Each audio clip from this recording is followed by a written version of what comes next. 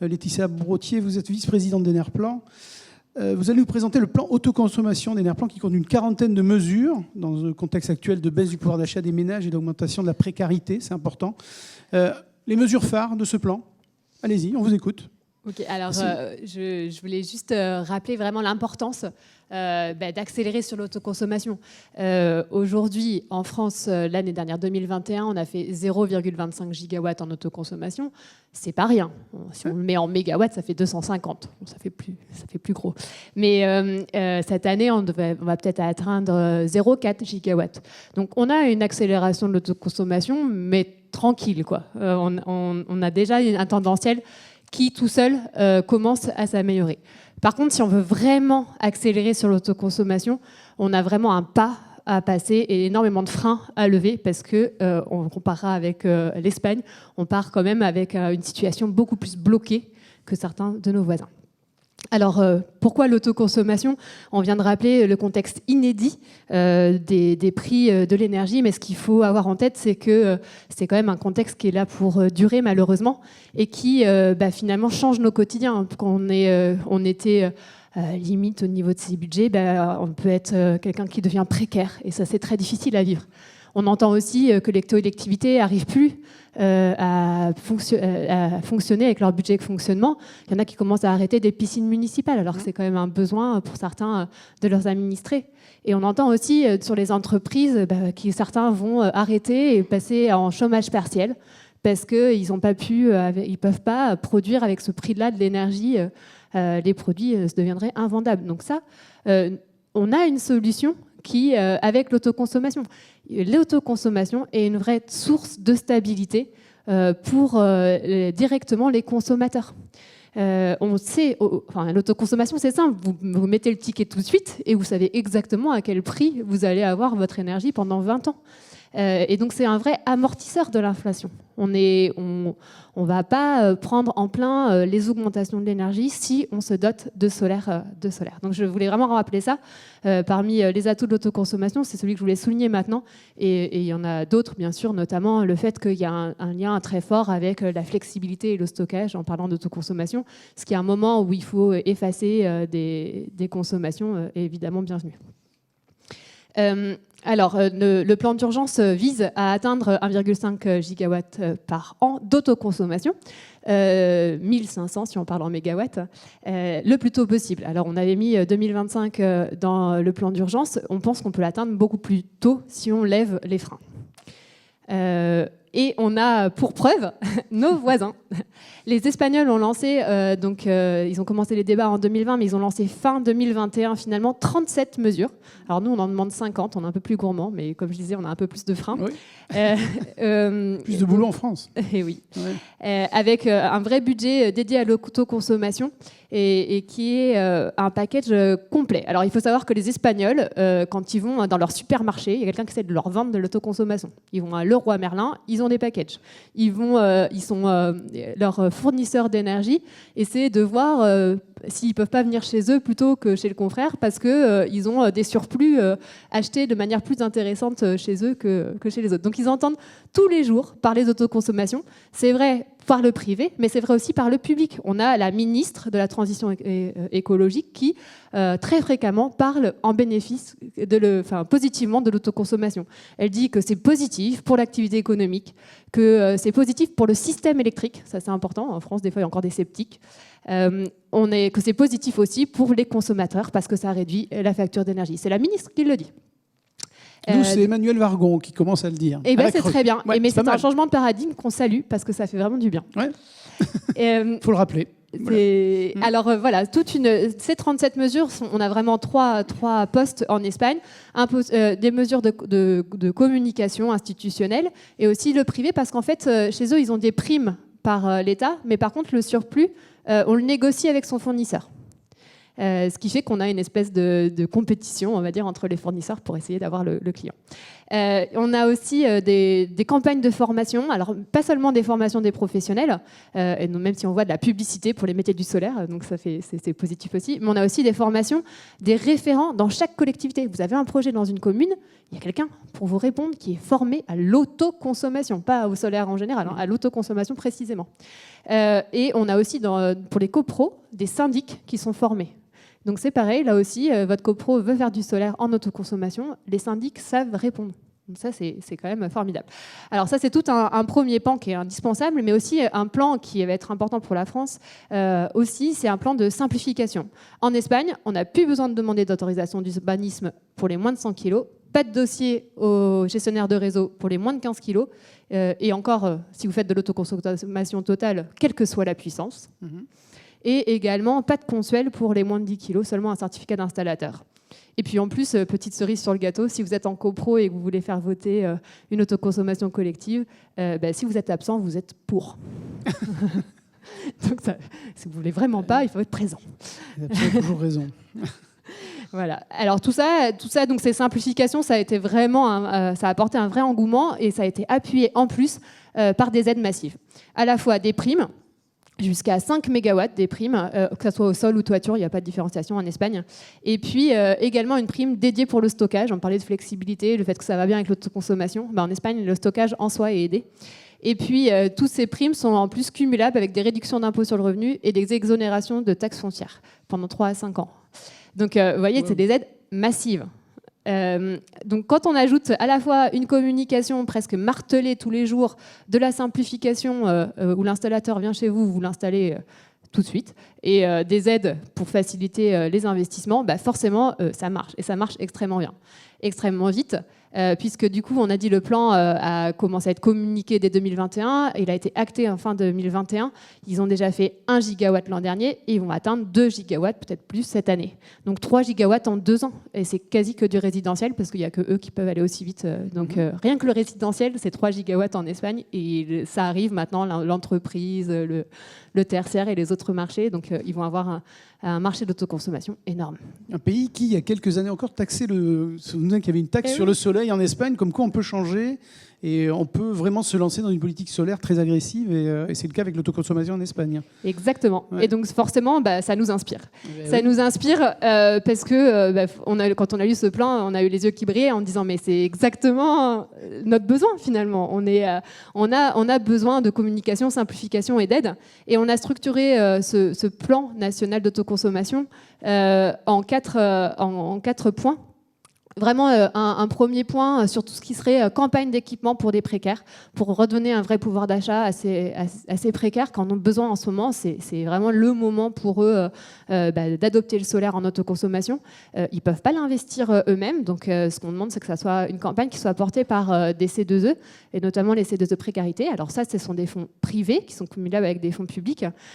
Aujourd'hui, le photovoltaïque n'a pas le droit au C2E, donc il faut changer des éléments de loi pour que ça devienne possible. Mais pour que le privé puisse, on va dire, financer en partie des campagnes d'équipement, il faut également baisser les coûts avec des aides publiques. Et on demande en particulier sur l'autoconsommation individuelle d'avoir des primes qui soient versées en une fois, à la fois pour l'individuel, mais aussi pour le collectif, parce que les logements sociaux sont aussi bénéficiaires. Également des TVA réduites. Pour l'instant, on est limité à une TVA réduite à 3 kg. Donc on demande d'aller beaucoup plus loin, jusqu'à 36 kg de TVA réduite pour financer ces campagnes d'équipement notamment. Et puis aussi d'aligner tout ce qui est taxation de l'autoconsommation collective. Donc aujourd'hui, si vous êtes dans un logement social et que vous voulez faire une autoconsommation collective, vous devez payer la taxe ASIS, vous devez payer le TURP, même si vous êtes dans le même bâtiment. Donc tout ça, c'est beaucoup trop lourd. Donc d'aligner et vraiment d'exempter de TURP nos premiers... nos pionniers, là, de TURP pendant 20 ans sur les premières installations collectives, et puis de taxer assise tout le monde et durablement. Donc plus d'incitation. Donc ça, c'est le premier point, financer à la fois par le public et par le privé une campagne d'équipement des précaires et l'autoconsommation en général. Le deuxième point sur lequel on voulait insister, et le deuxième pan, c'est vraiment la simplification. Aujourd'hui, si votre installateur vous voit, il va falloir qu'il passe en mairie, qu'il aille voir Enedis pour faire sa demande de raccordement. Voilà, vous allez le revoir dans 2 à 6 mois, alors que c'est un particulier qui veut mettre 2 panneaux, quoi. Enfin, 4. Peut-être 3 kilos le méchant. On vous sent dépité. Non, mais enfin, il n'y a aucune raison d'en être là. Donc, ce qu'on demande vraiment, c'est de supprimer les démarches. Voilà, l'installateur vient vous voir, vous avez vos 15 jours de rétractation, vous pouvez poser. Plus de démarches, donc plus de démarches en mairie, plus de démarches au niveau du gestionnaire de réseau, et aussi de garantir un droit à l'autoconsommation, parce qu'on a encore des personnes à qui on dit non, vous êtes en zone ABF, c'est pas possible. Alors eux, ils font comment pour autoconsommer? Moi, je me pose encore la question. Donc de garantir vraiment ce droit. Et en plus de ça, de passer aussi par l'incitation de la concurrence privée, donc avec un surflux négociable, on a vu que ça marchait bien en Espagne, et également d'inciter au stockage, parce qu'on pense que c'est une vraie opportunité d'effacer la pique du soir, notamment. Voilà, sur le pan des compétitivités des entreprises, donc là, notre objectif, c'est vraiment d'éviter des coupures. Et donc, le point majeur, c'est d'accéder à des dettes qui soient à des taux réduits, ou même par exemple un éco-PTZ qui peut être à taux zéro, pour arriver à financer des investissements qui n'étaient pas spécialement prévus et qui arrivent à un mauvais moment parce que c'est un peu la crise. Donc avoir des dettes qui soient à taux zéro ou à taux très réduit pour le photovoltaïque. Il y a aussi, c'est impossible de faire un projet si on ne sait pas du tout à quelle sauce on va être mangé en termes de raccordement. Enfin, j'ai encore vu des installations où ça doublait le prix de l'installation de faire un raccordement. C'est pas possible. Donc on a besoin d'avoir de la visibilité sur les raccordements pour que ça aille vite. Donc avoir des forfaits, voilà, qu'on sache pour les moins, tout ce qui est en basse tension. C'est forfaitisé. On a pu d'un seul coup des prix gigantesques parce qu'il faut rénover cette ligne qui est vieille et qui est en milieu rural, quoi. Donc ça, c'est un point, c'est ces 2 points vraiment clés. On a aussi cette demande, parce qu'on a vu que ça marchait très bien, de passer le plus possible vers le guichet, avec notamment des primes, donc d'aller jusqu'à 1 méga, et non plus 500 kilos comme c'est aujourd'hui, avec la possibilité aussi d'inclure du sol. Il y avait autrefois, avant 2017, on avait aussi un tarif pour le sol, il a disparu. Donc d'arriver à avoir un guichet aussi pour le sol et jusqu'à 1 méga pour l'autoconsommation avec une prime au-delà de 100 kg, puisque pour l'instant on peut avoir des primes que jusqu'à 100 kg. Quelque chose qui nous a paru très positif aussi, c'est cette réversibilité en autoconsommation. On peut passer en vente totale si jamais finalement le client n'est plus là. Donc ça, c'est très pratique pour financer les projets. Donc on demande que ça soit étendu aussi aux appels d'offres et jusqu'à 36 kW. Voilà. Alors ça, j'avais mis une petite astérix aussi, de permettre aux tiers, alors ça paraît peut-être anecdotique, mais en fait, finalement, le tiers investissement en autoconsommation, on pense que ça peut vraiment permettre d'insuffler vraiment l'autoconsommation, parce que les investissements seraient portés par un tiers. Alors aujourd'hui, on a des problèmes techniques, notamment la signature du contrat de raccordement ou de l'obligation d'achat qui est au consommateur. Alors ça, c'est pas du tout facile quand on veut faire du tiers investissement. Donc de pouvoir Poserons la question à Yves Barlier tout à l'heure. Voilà, de pouvoir le mettre. Absolument. D'Enedis, il faut savoir. Bien sûr. Et enfin, donc pour les collectivités, pour avoir vraiment une possibilité de stabiliser les budgets de fonctionnement, on a besoin de sécuriser, parce que là encore des marchés publics, quand on est en PPA ou en autoconsommation avec les tiers investissements, c'est encore un peu flou. On ne sait pas trop si on a le droit, parce que normalement on est censé finalement refaire ces contrats de manière assez fréquente. Donc nous, on veut s'engager sur des durées longues. Donc il y a un point de sécurisation à avoir. En plus de pouvoir d'avoir des possibilités de devenir personne morale organisatrice des autoconsommations collectives pour les collectivités, et aussi d'étendre l'autoconsommation collective au-delà. Pour l'instant, on est limité à 3 MW, d'aller jusqu'à 10 MW. Donc voilà, en fait, ça fait, on a l'impression comme ça que c'est assez simple, c'est 4 pans, mais finalement, si on regarde dans le détail, toutes ces mesures que je viens de citer, c'est quand même 50 mesures, il y en a 23 qui doivent être inscrites dans la loi et 27 qui sont du réglementaire, donc c'est quand même un gros travail.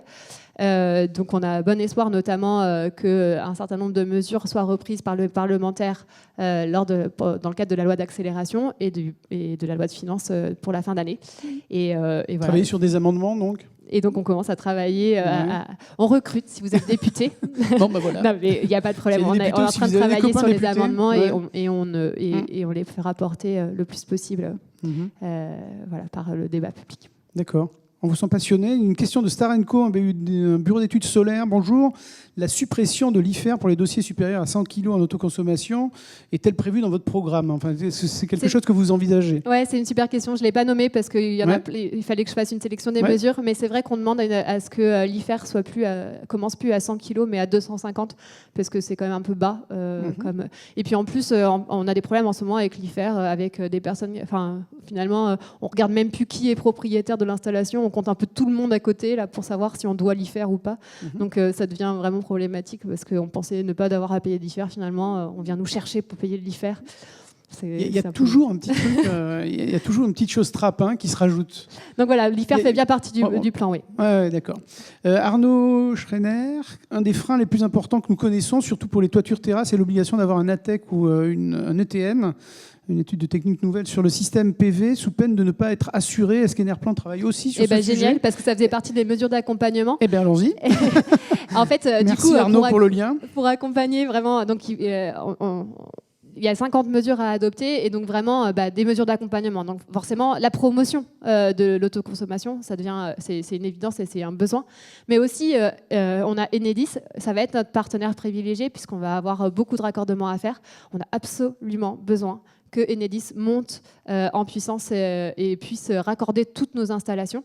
Donc on demande un financement de la montée en puissance des équipes Enedis pour faire face à cette montée des projets. Et enfin, sur nos installateurs, bon déjà ils seront contents d'avoir un peu moins d'administratif à faire, mais en plus on demande est-ce qu'il y en ait plus, donc qu'il y en ait plus de formés, et on demande également un fonds de garantie de réassurance publique pour les décennales, parce qu'on voit qu'il y a un vrai frein des assurances, un vrai blocage presque psychologique, qui ne veulent plus assurer le photovoltaïque sur toiture, et donc sauf que c'est quand même un pan entier de la transition.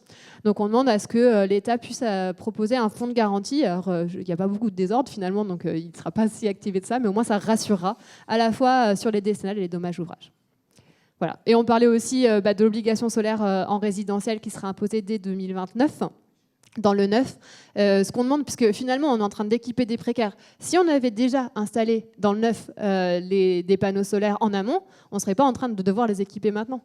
C'est quand même assez dommage d'avoir loupé la phase de on construit avec des solaires, et comme ça les habitants autoconsomment. D'accord. Ouais. Et l'obligation c'est pour 2029, c'est ça? Elle est pour 2029, et nous ce qu'on demande c'est est-ce qu'on ne pourrait pas le mettre en place dès 2025? Bah oui, pourquoi pas. Ok, super. Bon, merci beaucoup Laetitia, merci pour la présentation de ce plan. Et je pense que vous êtes tous séduits par un plan pareil. Et bien, on va beaucoup tous travailler et il faudra tous nous aider aussi à arriver à ces résultats-là. Je pense que l'enjeu est là en tout cas et ça en vaut la chandelle vraiment de se battre pour que ces mesures soient appliquées le plus rapidement possible. Et comme disait Daniel, on a bon espoir parce qu'on sent vraiment un changement vraiment de volonté. Enfin, on sent de plus en plus l'autoconsommation. Je parlais d'appétence aussi, effectivement. Ouais. Plein de gens sont aujourd'hui... on le sent dans vos métiers, j'imagine. Vous sentez que de plus en plus de gens viennent vous demander comment on peut réduire ses factures, comment on peut participer aussi à la sauvegarde du climat, parce que cet été a quand même été un marqueur fort aussi pour nous tous. On va enchaîner...